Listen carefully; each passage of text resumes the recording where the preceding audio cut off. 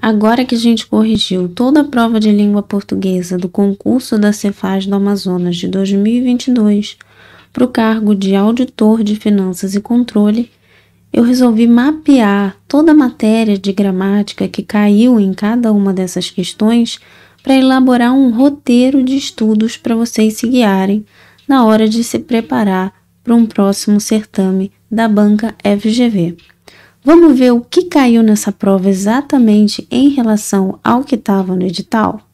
Segue comigo no vídeo. Nessa primeira questão aqui, a gente viu os sinais de pontuação, mas não tudo em relação à pontuação conforme a gente vê numa gramática, e sim a regra de pontuação específica para as orações coordenadas e subordinadas.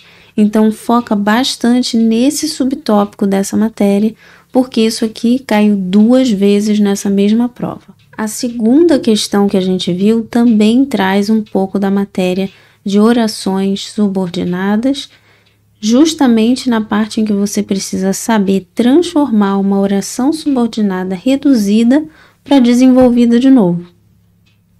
Então, foca nessa parte da matéria de orações subordinadas, porque ela poderia vir numa próxima prova da GV também. Só para dar alguns exemplos para vocês, de como aparece no edital.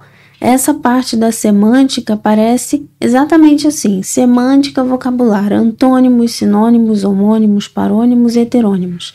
A FGV resolveu cobrar nesse certame apenas a relação de sinonímia, ou seja, trabalhar somente com os sinônimos, que foi o que a gente viu nessa questão aqui. A matéria de pragmática vem no edital com essa expressão aqui: pragmática na linguagem, significado contextual.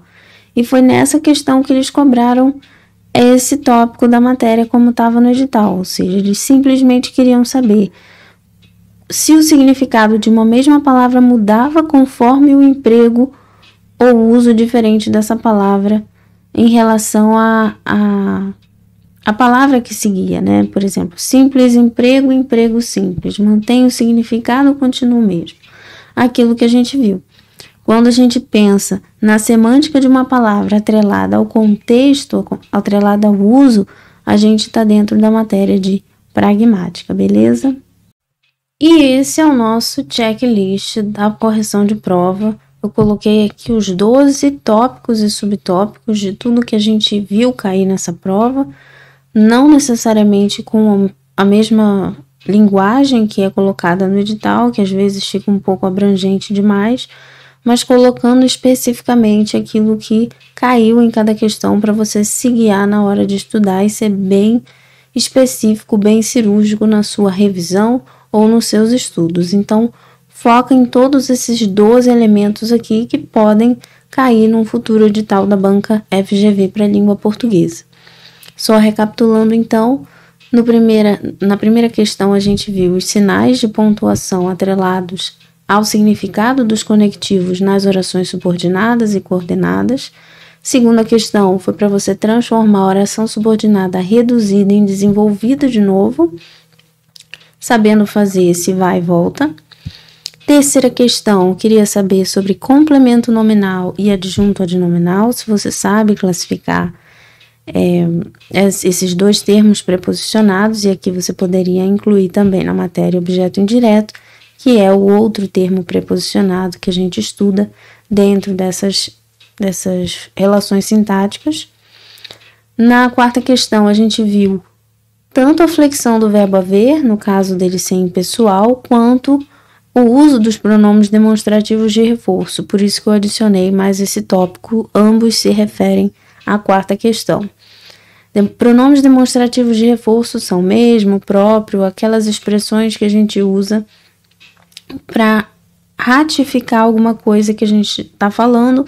Em alguns casos a gente incorre no vício de linguagem, que é o pleonasmo, a gente se torna redundante. Em outros não, a gente pode usar essas palavras sem incorrer em erro. Então é aquela velha história, quando eu falo eu mesmo, eu estou sendo redundante, porque o eu só pode ser eu mesmo. Então são essas pequenas regrinhas que vieram cobradas dentro das alternativas da quarta questão, tá? Na quinta questão, então, a gente viu novamente a relação semântica das orações subordinadas, então seria o conteúdo de maior peso de estudo para essa prova da Getúlio Vargas. Depois, a gente viu uma questão sobre ambiguidade, já pega a questão tanto de figuras de linguagem quanto de vícios de linguagem, dependendo de qual gramática você consulta. Depois a gente viu uma questão sobre estrutura narrativa, como eu falei, o edital trouxe isso como modos de organização discursiva, mas em outros editais você também pode encontrar essa mesma matéria com o nome de tipologias textuais ou tipos textuais, a gente está cobrando a mesma matéria, e é aqui que você vê aqueles modos de organização que ele descreveu conforme eu mostrei: descrição, narração, texto expositivo, texto informativo, texto dissertativo, enfim. Você tem essas tipologias textuais para entender como é que elas precisam ser estruturadas. Por isso o nome estrutura narrativa. Que estrutura tem uma narração e se você pode compreender e interpretar isso da forma como o edital ou a questão está pedindo. Na próxima questão e nas questões posteriores, a gente também viu muita coisa sobre semântica e semântica atrelada à pragmática.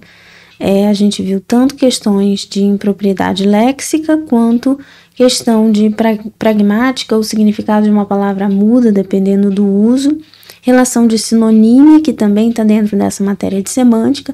Então eu poderia colocar que as matérias de peso para esse edital foram orações subordinadas, relação semântica de orações subordinadas e saber desenvolver e reduzir orações subordinadas, né? Entender o significado das suas conjunções, dos conectivos que as conectam, por isso o nome conectivos, mas também essa parte de semântica e pragmática tiveram mais peso nesse edital. E por fim, a última questão, como a gente viu recentemente, trouxe a classe gramatical da palavra mais, que pode ser tanto um pronome indefinido quanto um advérbio de intensidade. Além disso, eu vou deixar aqui na descrição do vídeo um roteiro pós-edital que eu fiz baseado no que caiu na prova, em tudo que a gente viu na correção. Eu elaborei algumas questões para ajudar vocês na revisão da matéria. Então, nesse arquivo aqui, você vai encontrar no Google Docs essas perguntas já organizadas e, ao final, o gabarito para vocês estudarem, caso vocês não lembrem da matéria, da gramática. E se vocês baixarem isso aqui em Word ou Google Docs, vocês vão poder marcar isso aqui, caso você saiba a questão, ou deixar aqui, caso você ache que precise relembrar ou reestudar a matéria. A intenção desse material é ajudar vocês realmente a organizar os estudos depois da correção dessa prova. Além disso, essas mesmas perguntas que eu criei como um roteiro de estudo para ajudar você a lembrar de tudo que pode ser cobrado numa prova baseado no estudo desse edital que a gente viu, você também encontra na versão de baralho ou deck para o aplicativo Enki. Aplicativo Enki é isso que você está vendo na sua tela nesse momento. É uma ferramenta que ajuda você a revisar tudo aquilo que você deseja revisar de alguma matéria que você esteja estudando de tempos em tempos. Ele ajuda na revisão cíclica. Então, para esse deck específico aqui da matéria de língua portuguesa, desse certame da Cefaz do Amazonas, você pode resolver essas questões que eu elaborei aqui dentro da plataforma. Já foi criado, é só você utilizar da melhor forma que você quiser. Se você não souber a resposta, você pede para a resposta ser mostrada e aí, selecionando, classificando o nível de dificuldade que você sentiu de saber essa matéria, o aplicativo vai recomendar que você fique revisando isso em mais ou menos tempo, esse conteúdo. Ok? Então, tá tudo disponível para vocês na descrição. Eu agradeço a você por ter estado comigo nessa correção de prova e desejo sucesso nos seus estudos. Muito obrigada.